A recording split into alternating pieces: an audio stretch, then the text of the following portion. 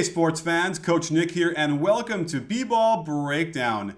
The folks over at RealCavsFans.com had sent me an urgent email. They were very concerned that LeBron James was not getting the proper referee treatment. He was going to the basket a lot more and not getting fouls. He also wasn't getting called flagrants for him. So I dug really deep into these numbers to show you what I found out, because what it really becomes is sort of a evolution of his game. And so I don't want to say there's any conspiracy theories out there, so let's all calm down before we get that far, because it's a really fascinating exploration into how he's scoring and how that's changed, and that might be more of the reason why he's getting fewer free throws on his drive to the basket.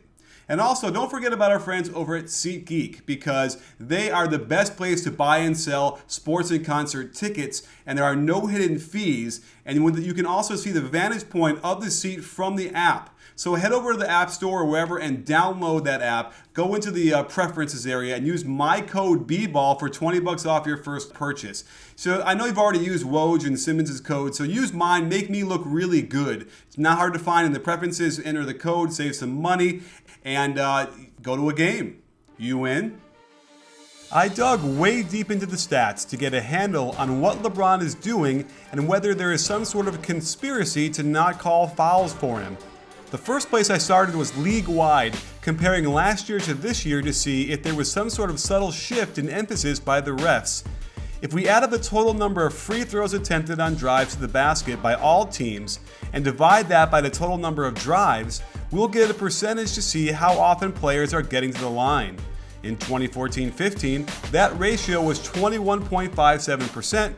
This year, that ratio increased ever so slightly to 21.95%. This difference is so small, it doesn't indicate to me that the league wanted to monitor drives more closely. Post-ups were the same way, and if you examine free throw attempts per post-touch and post-shot, the difference is so small as to appear negligible. That said, if we examine LeBron's drives this year compared to last, we see some interesting differences. Last year, he averaged 9.8 drives per game, and this year, he drove less at 9.2.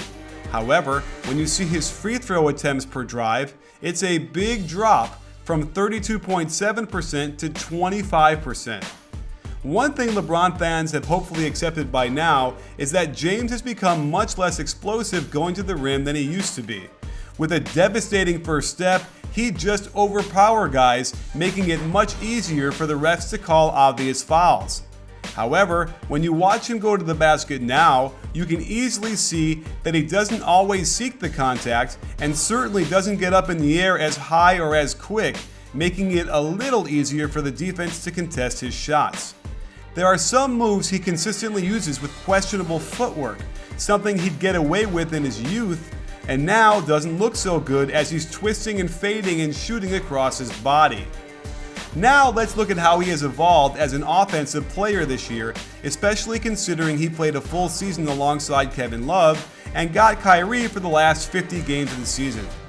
The biggest drop-off for LeBron was in isolations, a play he'd routinely get into the lane on and draw fouls. He isolated almost 7% less this year, allowing the offense to create shots and deferring to Kyrie more to create shots. Likewise, his pick-and-roll ball handling possessions were also down quite a bit for that same reason. So right off the bat, two big categories for potential free throws have been cut down big time. If he's cut down those two things more than 10% of the time total, what made up for it? For one thing, he set a lot more ball screens this year, which makes sense since he's slowing down a bit and using his gravity to open up lanes for Kyrie is the natural progression of his game. This number will only increase as he ages, and it makes the Cavaliers' offense more dangerous when you run pick and rolls for your two best offensive players. As far as free throws go, when you see how open he's getting when they run this action and no one is in the strong side corner to help on defense, his finishes are completely open. Rarely will you find a defender close enough to really contest, much less get a foul called on him. The other big increase is with LeBron cutting to the basket for his shots. This is a function of the offensive flow working much better this year. The irony is that after firing David Blatt early in the season, the Cavs are running more of his offense than they did while he was coaching. And LeBron is benefiting from the offense, creating more and more shots for him. Again, the type of shots that are finished so quickly and so open that there isn't a chance for the defenders to foul him. The more LeBron uses his initial gravity to attract the defense before swinging it, the more he'll actually get the ball back on cuts that give him the easiest shots imaginable. Hopefully, LeBron studies the film and realizes how these types of shots have a direct connection to less isolations for him, and that he'll get more cuts to the hoop as he gets older. Another thing to consider is the number of blowouts the Cavaliers played in this year. With 27 games decided by 12 points or more, it provides a lot more game time where refs tend to not call as many fouls once the game has been decided.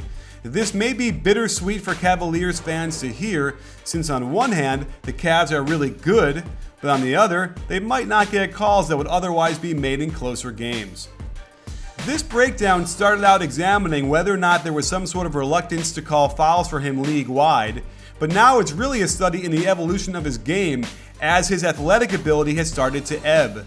It's hard to get into the reasons why he doesn't get some flagrant fouls called for him.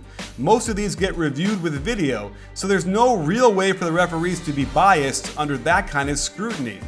I think the biggest reason there's controversy over his play is that he's simply a beast, putting defenders and referees alike in impossible situations to make real-time decisions when LeBron is creating much of that contact with his incredibly powerful body. I have no doubt that LeBron will continue to evolve his game to suit his body and what it can and can't do.